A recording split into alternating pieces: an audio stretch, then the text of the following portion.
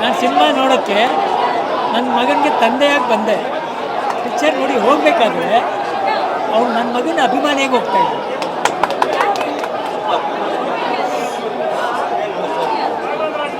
ಕೇಳ್ತೀವಿ. ಸಿನಿಮಾದಲ್ಲಿ ಸಾಕಷ್ಟು ಡೈಲಾಗ್ಗಳಿದೆ. ಅದರಲ್ಲಿ ಎಸ್ಪೆಷಲಿ ನಾನು ಅಭಿಮನ್ಯು ಅಲ್ಲ ಒಳಗಡೆ ಬಂದಿರೋದು ಬಬ್ರುವಾಹನ ಅನ್ನೋ ಒಂದು ಡೈಲಾಗ್ ಇದೆ. ಸೊ ಅದರ ಅರ್ಥ ಸಾಕಷ್ಟು ಇದೆ. ಅದನ್ನ ಮಹಾಭಾರತಕ್ಕೆ ಹೋಲಿಸ್ಕೋಬೋದು ಅಥವಾ ದೊಡ್ಡ ಮನೆಯ ಒಂದು ನಟನ ಪರಂಪರೆಗೆ ಹೋಲಿಸ್ಕೋಬೋದು. ಆ ನಿಟ್ಟಿನಲ್ಲಿ ಹೇಳೋದಾದರೆ ಆ ಡೈಲಾಗ್ ಎಷ್ಟು ಕಾಡುತ್ತೆ ಬಗ್ಗೆ. ನನಗೆ ಒಟ್ಟಾರೆ ಸಿನಿಮಾ ಬಗ್ಗೆ ಹೇಳಬೇಕು ಅಂದರೆ, ನನ್ನ ಮಗನ ಇಂಟ್ರೊಡ್ಯೂಸ್ ಮಾಡೋಕ್ಕೆ ಈ ಸಿನಿಮಾ ಮಾಡಿಲ್ಲ. ಒಂದು ಒಳ್ಳೆ ಸಿನಿಮಾ ಮಾಡಿ ಆದರೆ ನನ್ನ ಮಗನ ಇಂಟ್ರೊಡ್ಯೂಸ್ ಮಾಡಿಲ್ಲ. ಅದು ನನಗೆ ಇಷ್ಟ ಆಗುತ್ತೆ. ನನಗೆ ಒಂದು ಕೊರತೆ ಇತ್ತು. ನಮ್ಮನ್ನ ಶಿವಣ್ಣವ್ರನ್ನ ನಮ್ಮ ತಮ್ಮನ ಪರಿಚಯ ಮಾಡಬೇಕಾದ್ರೆ 3 ಶಕ್ತಿ ಇತ್ತು. ನಮ್ಮ ತಂದೆ, ತಾಯಿ, ಚಿಕ್ಕಪ್ಪ ಇದ್ದರು. ಇವನು ಬಂದಾಗ ಯಾರೂ ಇಲ್ಲ. ಒಂಥರ ಏನಪ್ಪ ನನ್ನ ಮಗ ಆರ್ಫನ್ ಆಗ್ಬಿಟ್ನಲ್ಲ, ನನಗೂ ಹುಷಾರು ತಪ್ಪಿಬಿಡ್ತು, ಯಾರಿದ್ದಾರೆ ಅಂತ. ಇಂಥ ಟೈಮಲ್ಲಿ ದೇವರು 2 ವ್ಯಕ್ತಿಗಳನ್ನ ಕಳಿಸ್ಕೊಡ್ತಾರೆ. ಹೊಂಬಾಳೆ ವಿಜಯ್ ಅವರು ಬರ್ತಾರೆ. ತಾಯಿ ಥರ ನಿರ್ದೇಶಕರು ಸಂತೋಷ್ ಆನಂದರಾಮ್ ಬರ್ತಾರೆ. ಅವ್ರು ಬಂದು ಇದೆಲ್ಲ ನಮ್ಮ ಜಾಗನ ತುಂಬಿಕೊಂಡು, ನಮ್ಮ ತಂದೆ ತಾಯಿ ಚಿಕ್ಕಪ್ಪ ಜಾಗನ ತುಂಬಿ ನನ್ನ ಮಗನಿಗೆ ಒಂದು ಒಳ್ಳೆ ಪರಿಚಯ ಮಾಡಿಕೊಟ್ರು. ನಾನು ಜೀವಂತವಾಗಿರೋವರೆಗೂ ಅವ್ರನ್ನ ಮರೆಯಲ್ಲ. ಅವರಿಗೆ ನನ್ನ ಸಾಷ್ಟಾಂಗ ನಮಸ್ಕಾರ. ನನಗೆ ಒಳ್ಳೆ ಹೆಜ್ಜೆ ಹಾಕ್ಕೊಟ್ರು ನನ್ನ ಮಗನಿಗೆ. ಈ ಹೆಜ್ಜೆ ನಡ್ಕೊಂಡು ಹೋದರೆ ಇನ್ನು ಅಭಿಮಾನಿಗಳು ಅವನ್ನ ಕರ್ಕೊಂಡು ಹೋಗ್ತಾರೆ. ಸಂತೋಷ್ ಆನಂದರಾಮ್ ಅವರ ಸ್ಟ್ರೆಂತು ಎಮೋಷ್ನಲಿ ಕಟ್ ಆಗ್ತಾರೆ ಪ್ರೇಕ್ಷಕರನ್ನು. ಸಂತೋಷ್ ಆನಂದರಾಮ್ ಅವರ ಸ್ಟ್ರೆಂತು ಎಮೋಷ್ನಲಿ ಕಟ್ ಆಗ್ತಾರೆ ಪ್ರೇಕ್ಷಕರನ್ನು. ಸೊ ನೀವು ಒಬ್ಬ ತಂದೆಯಾಗಿ ನೀವು ಸಂಸಾರನ ಸಾಕಷ್ಟು ವರ್ಷಗಳು ನಿರ್ವಹಣೆ ಮಾಡಿದ್ದೀರ. ಆ ನಿಟ್ಟಿನಲ್ಲಿ ಒಬ್ಬ ತಂದೆ ಮಗನ ಬಾಂಧವ್ಯದ ಬಗ್ಗೆ ನಿಮ್ಗೇನು ಅನಿಸ್ತು ರಗಣ್ಣ ನೋಡಿದಾಗ ಸಿನಿಮಾ?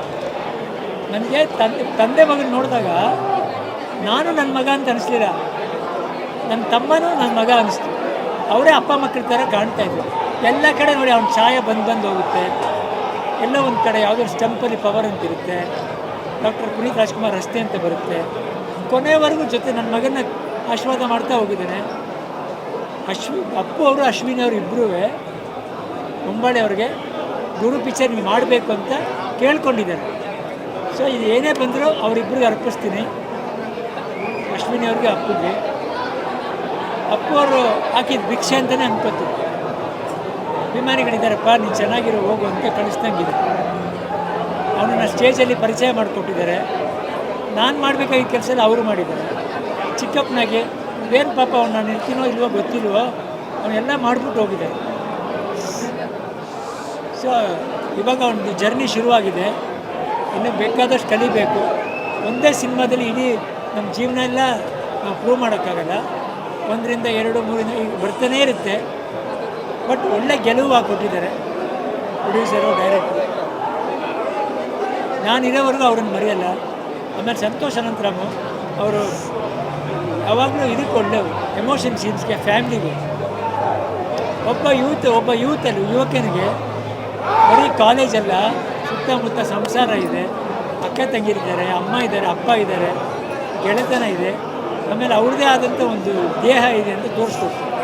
ಇದೆಲ್ಲದನ್ನು ಮೀರಿಕೊಂಡು ಸಂತೋಷ ಒಂದು ಅದ್ಭುತವಾದ ಸಿನಿಮಾ ಕೊಟ್ಟಿದ್ದಾರೆ. ಸೊ ಅಭಿಮಾನಿಗಳು ಅವನನ್ನು ಪ್ರಾರ್ಥನೆ ಇಟ್ಕೊಳ್ಳಿ, ಇಷ್ಟೇ ನಾನು ಕೇಳೋದು. ಬರೀ ಬೆಳೆಸಿ ಅಂತ ಹೇಳಲ್ಲ, ಕಲಿಸಿ ಆಮೇಲೆ ಬೆಳೆಸಿ.